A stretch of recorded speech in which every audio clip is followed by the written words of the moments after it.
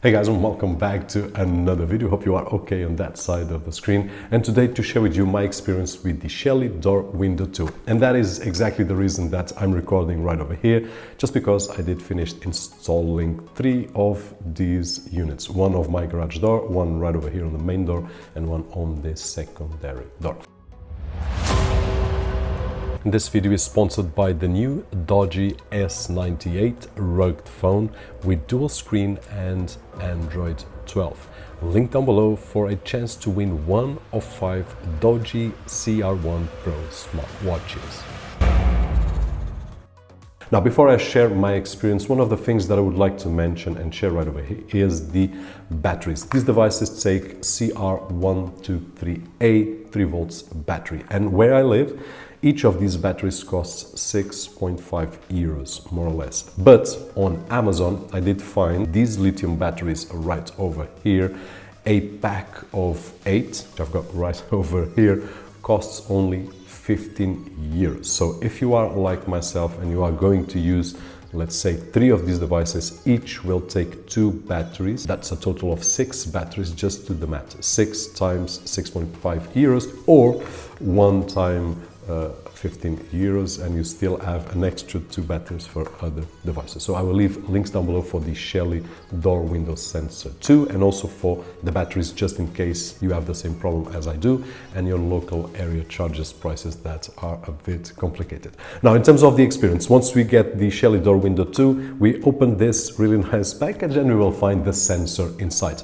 Now, I did share a video a couple of days ago explaining how to create notifications on Shelly devices. I did use the door window sensor 2 as an example, but we can create notifications for any Shelly device that we have. So I would suggest to check out that video right over here, which is really interesting.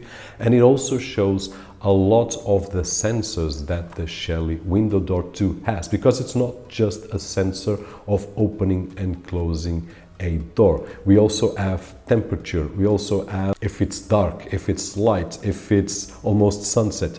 We also have inclination, vibration alerts if we want. So it has a lot of potential. It's not just a sensor as we usually see on the market that only gives us open and close. These will also give us open and close, but then it will give us a lot of other features which are really interesting. And if you use Home Assistant, you can create a lot of things. Now, that being said, in terms of the installation, it's really simple.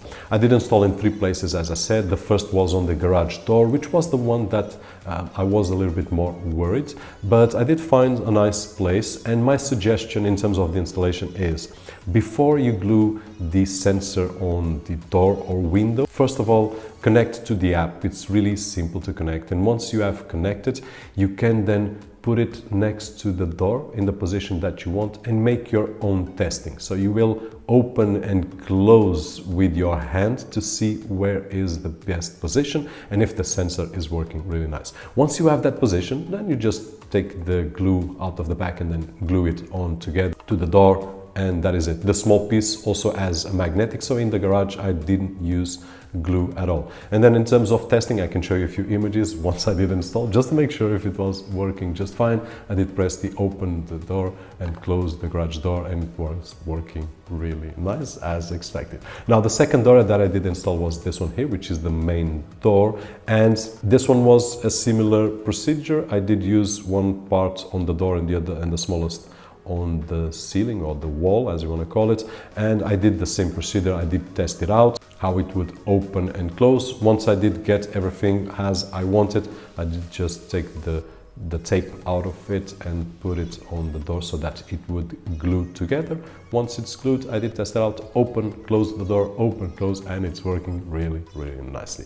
Now, the third door is the secondary door that we have right over here, and I did the same test. Uses that there is a small red light.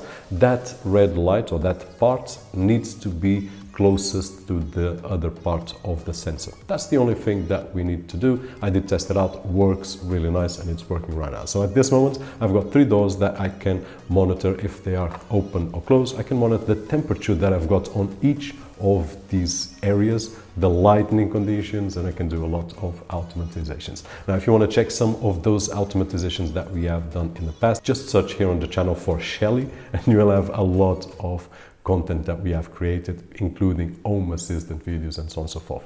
Hope that this video was helpful in some way, and if it was, don't forget that usual thumbs up right over there, which is really appreciated on this side of the screen. My name is Roberto, and as always, I'll see you guys on the next one.